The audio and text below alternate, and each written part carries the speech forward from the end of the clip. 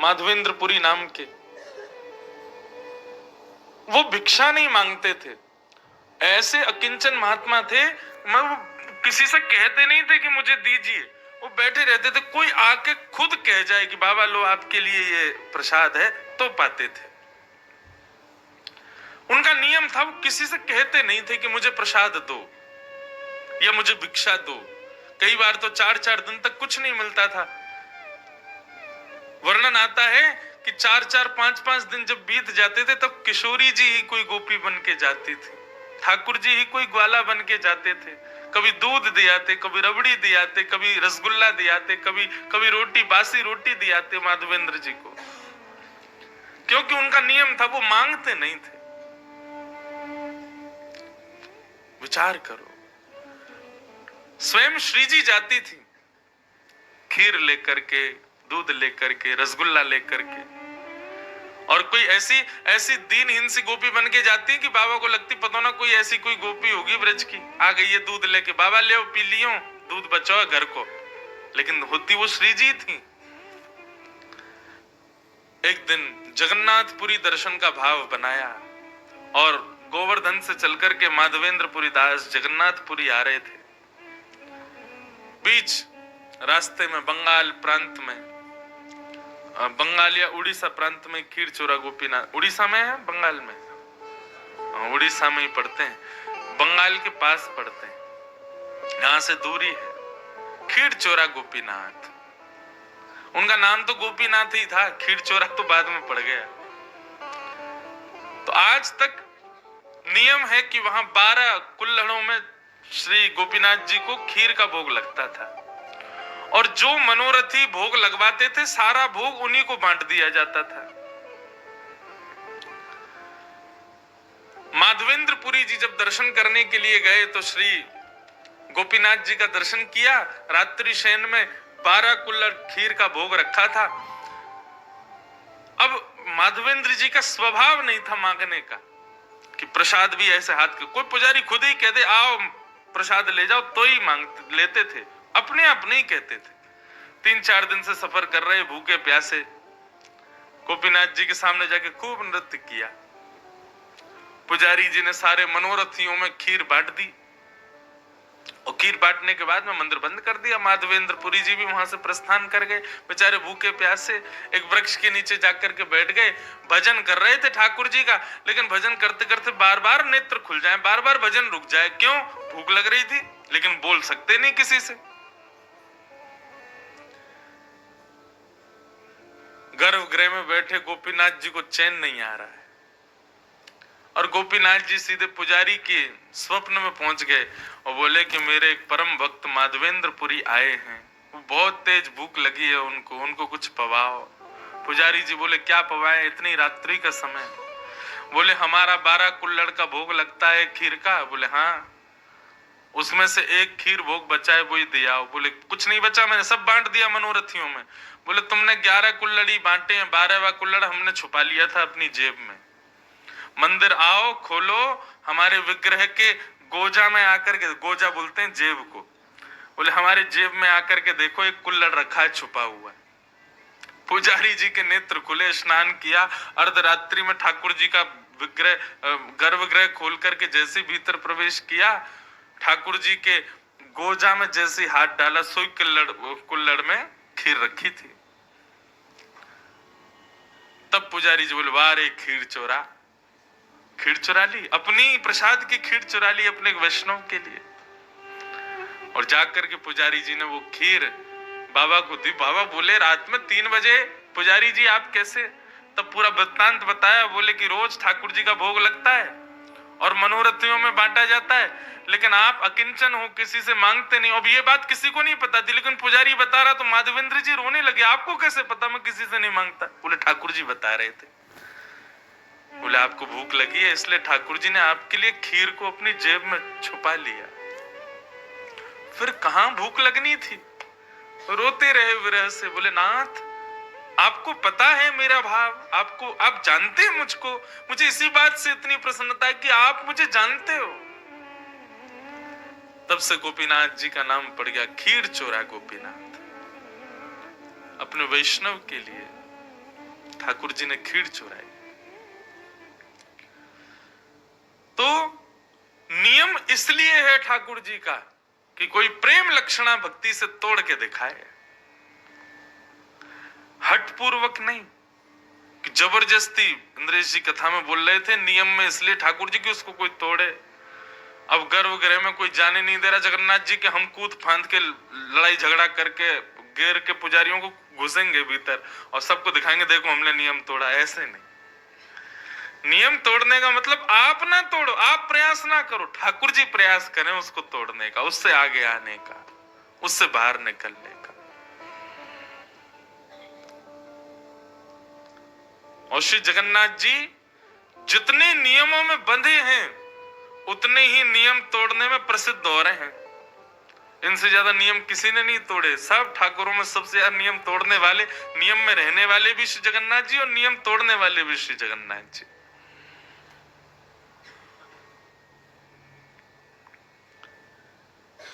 ऐसे प्रेम स्वरूप साक्षात प्रेम के विग्रह श्री जगन्नाथ जी को हम बारंबार प्रणाम करते हैं। और लाल जी हमारे लिए भी कभी कोई नियम तोड़े, अपनी भक्ति को उस स्तर पर ले चले कि कभी हमें भी लगे कि हाँ ठाकुर जी ने कोई नियम तोड़ा। मैं तो बहुत बहुत जगह तोड़वाए मैंने नियम। द्वारिका में श्री द्वारिका, कोई प्रशंसा की बात नहीं, मैं पुनः कह रहा हूं, मैं अपना कोई उदाहरण दूं ना तो उसको केवल आप विश्वास दृढ़ करने के भाव से सुनिएगा, मेरी प्रशंसा के भाव से मत सुनना, नहीं तो सब मेरे जो भाव होते हैं सब टूटने लग जाएंगे, होंगे ही नहीं फिर। तो द्वारिका में हमारे वहां के पुजारी चित्रांग पुजारी जी ने एक बार मुझे, मैं 3-4 दिन की कथा के लिए गया तो मेरे को बोले आप ना ठाकुर जी के सामने पद सुनाओ। तो हम और हमारे कुछ गंधर्व जन, हम लोग श्री द्वारिकाधीश के सामने विराज गए, 2-4 माइक लग गए और खूब गाए ठाकुर जी के आगे। तो शयन का समय था द्वारिकाधीश का, और शयन में श्रृंगार बढ़ाया जाता है, मुकुट बढ़ाया जाता है ठाकुर जी की, बिल्कुल हल्के श्रृंगार में फिर ठाकुर जी की शयन आरती होती है। तो हम लोग संध्या आरती के बाद में बैठे पद गाने के लिए, और गाते गाते पुजारी जी भूल गए कि ठाकुर जी का श्रृंगार बढ़ाना है, और ठाकुर जी पूर्ण श्रृंगार में पूरा पदावलियों का श्रवण करते रहे। और तभी किसी बुजुर्ग पुजारी ने आके बताया, बोले ठाकुर जी के शयन का समय हो गया है, शयन आरती होनी है। अब बोले कि अब शयन आरती होनी है, ठाकुर जी तो अभी तक संध्या के श्रृंगार में ही बैठे हैं, तो शयन का श्रृंगार तो अब करेंगे तो 1-1.5 घंटा एक्स्ट्रा लगेगा, 12 बज जाएंगे रात के। तो पुजारी जी मेरे पास आए, आकर के बोले भले पधारे ब्रजवासी, आज सैकड़ों वर्ष बाद द्वारिकाधीश जी की शयन आरती पूर्ण श्रृंगार में ही होगी, क्योंकि आज ठाकुर जी का श्रृंगार बढ़ाया नहीं गया, विलंब हो गया। और कितने वर्षों बाद वो बता रहे थे, कभी कभी कुछ हुआ होगा, कभी कोई तूफान आदि के समय नहीं हो पाते, नियम टूट जाते हैं, लेकिन कितने वर्ष बाद बता रहे थे, बोले आज ठाकुर जी पूर्ण श्रृंगार में शयन करेंगे। क्यों? इस प्रसन्नता में कि कोई ब्रजवासी ने आकर के नियम तोड़वाए। ठाकुर जी का शयन श्रृंगार बड़ा नहीं है, तो अब श्रृंगार में ही सोएंगे ठाकुर जी। मैंने कहा श्रृंगार में सोएंगे नहीं, श्रृंगार में वृंदावन जाएंगे और कुंज में जाके गोपीन के संग रास विहार करेंगे। यही हमारे श्रृंगार आज बड़ो नहीं है ठाकुर जी को, बड़े श्रृंगार उतर जाए मतलब अब सोएंगे, लेकिन श्रृंगार में है तो इसका मतलब कहीं जाने की तैयारी में है। मैंने हमने ऐसे ऐसे पद सुना दिए, अब तो ठाकुर जी यहाँ ना रुकेंगे द्वारिका, अब जल्दी शयन आरती करो, कपाट बंद करो, ठाकुर जी वृंदावन जाएंगे आज, इसीलिए श्रृंगार में है।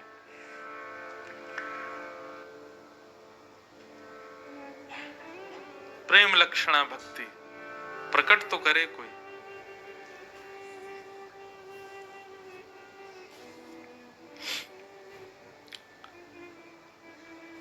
भगवान का विवाह रुक्मिणी जी के साथ में सुसंपन्न हुआ। कल कथा बहुत हमने रास पंचाध्यायी के बाद में फिर जल्दी जल्दी हम करने लगे,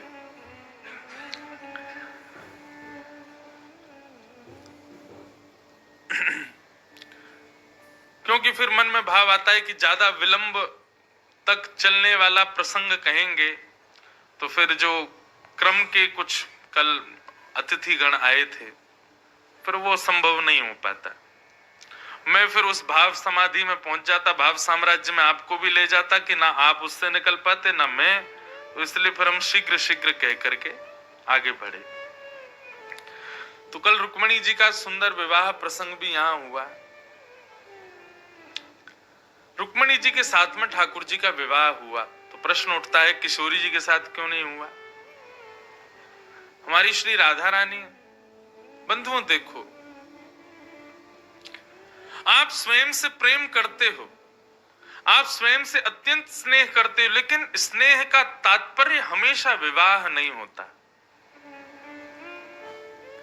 प्रेम का सदैव प्रतिफल विवाह नहीं होता। हम स्वयं को प्रतिबिंब में देख करके बड़े प्रसन्न होते हैं, अरे वाह कितने सुंदर लग रहे हैं हम, लेकिन उसके बाद भी अपने प्रतिबिंब से विवाह नहीं कर सकते, प्रेम कर सकते हैं।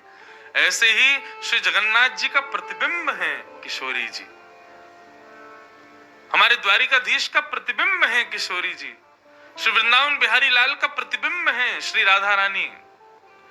और प्रतिबिंब से स्नेह हो सकता है, प्रेम हो सकता है, विवाह संभव नहीं। विवाह के लिए विलग व्यक्ति का होना जरूरी है, अलग व्यक्ति का हमारे सामने होना जरूरी है। किशोरी जी ठाकुर जी से विलग थोड़े हैं, और जो विलग मानते हैं वो गलत सोचते हैं। ठाकुर जी का जो वाम अंग है, कहीं भी आप ठाकुर जी का दर्शन करोगे सदैव वाम अंग जो है वो किशोरी जी ही है। और आप हमारे पूरे वृंदावन में आ जाना, किशोरी जी का दर्शन नहीं, केवल ठाकुर जी खड़े हैं। किशोरी जी भाव के भाव से वाम अंग में विराजती हैं, और यह बात यहाँ भी सिद्ध होती है। श्री जगन्नाथ जी का भीतर प्रवेश करके दर्शन हो तब जगन्नाथ जी पूरे दिखते हैं, नहीं तो बाहर से देखो तो वाम अंग दिखता ही नहीं ठाकुर जी का। क्यों? श्री जी हैं, सदैव अपने भाव में विराजमान रहती। दाहिना अंग ही दिखता है ठाकुर जी का, दाहिना अंग क्यों दिखता? वो श्याम सुंदर है, वाम अंग तो श्री जी है। और ये बात मैं खूब प्रसिद्धि से अपनी कथाओं में कहा करता हूं कि ठाकुर जी का वाम अंग जो है वो किशोरी जी है। और इसी भाव से हमारे वृंदावन में श्रृंगार होता है। मुकुट इधर ही धराया जाएगा, लेकिन जब कलंगी धराई जाए या फिर चूड़ामणि धराई जाएगी तो वो इधर ही धराई जाएगी। क्यों? क्योंकि श्री जी है। ठाकुर जी को चोटी इधर ही धराई जाती है क्योंकि वो श्री जी है। और कई हमारे यहाँ संप्रदायों में तो मुकुट ही इधर धराया जाता है वाम अंग में। तो आप कहेंगे महाराज जी मुकुट तो ठाकुर जी पहनते हैं, तो फिर श्री जी को क्यों धराया गया? अरे भैया आज विपरीत हुआ है, आज ठाकुर जी किशोरी जी बने हैं और श्री किशोरी जी हमारी ठाकुर जी बनी है, इसलिए मुकुट इधर धराया गया। और एक जगह भाव तो ऐसा है, किशोरी जी की तरफ मुकुट इसलिए धराया जाता है क्योंकि हमारे ठाकुर जी सदा किशोरी जी के चरणों में रहते हैं। तो भैया मुकुट वो पहने जो राजा है, तो किशोरी जी राजा बनकर के मुकुट पहनती हैं, ठाकुर जी तो सदा भाव में रहते हैं। आपको केवल त्रिभंग लली कृष्ण दिख रहे हैं, आपको केवल बांके बिहारी दिख रहे हैं, आपको केवल एक स्वरूप दिख रहा है, तो आप केवल सामान्य एक दर्शनार्थी हो। लेकिन ठाकुर जी के पूरे श्रृंगार में एक अद्भुत लीला का दर्शन हो जाए कि आज माला नहीं है, गले में 2 माल पहनी है, मानो ऐसा लग रहा है कि भक्त ठाकुर जी से लिपटे हुए हैं। आज मुकुट विपरीत दिशा में है, तो मतलब आज किशोरी जी ने ठाकुर जी का वेश धारण किया है। बड़े बड़े भाव हैं ठाकुर जी के श्रृंगार के पीछे, अद्भुत भावों से ठाकुर जी श्रृंगार करते हैं अपना। अब जगन्नाथ जी का जब जन्माष्टमी होती है ना, तो हमारे सौम्या भाई बता रहे थे कि श्री जगन्नाथ जी स्वयं यशोदा बनते हैं जगन्नाथ जी, और ठाकुर जी के जो चल स्वरूप मदन मोहन जी भीतर गर्भगृह में विराजमान वो कृष्ण रूप हैं। उनको लेकर के पूरी लीला होती है मंदिर में, जैसे वसुदेव जी दलिया में लेकर के ठाकुर जी को सब लीला होती है। और उस दिन जगन्नाथ जी स्वयं यशोदा जी बनते हैं, और यशोदा जी बनने पर ठाकुर जी का वही भोग लगता है जो प्रसव के समय, बालक को जन्म देते समय माँ को पीड़ा के समय जो औषधि दी जाती है, वो औषधियों का भोग जगन्नाथ जी लगाते हैं। क्यों? मैं यशोदा हूं, और ये जो हमारे प्रकट हुए हैं मदन मोहन जी, ये कृष्ण है। ठाकुर जी के श्रृंगार के बड़े भाव है, एक लीला चलती है ठाकुर जी के श्रृंगार में। कोई वैष्णव मिले, कोई भक्त मिले तो उस लीला का वर्णन करे कि आज ठाकुर जी कैसे श्रृंगार में विराज रहे हैं।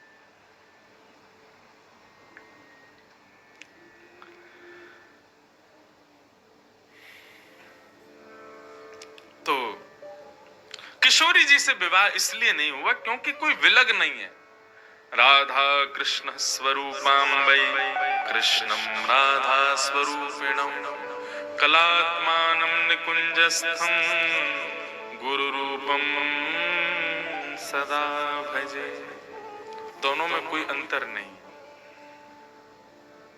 सम्मिलित स्वरूप है। तो भगवान का विवाह विलग के साथ में हुआ, जो उनसे अलग है। कौन है? लक्ष्मी। किशोरी जी तो ठाकुर जी के संगी रहती है, लक्ष्मी जी के साथ में विवाह हुआ। वही लक्ष्मी द्वापर में रुक्मणी जी के रूप में प्रकट हुई और द्वारिकाधीश का उनके साथ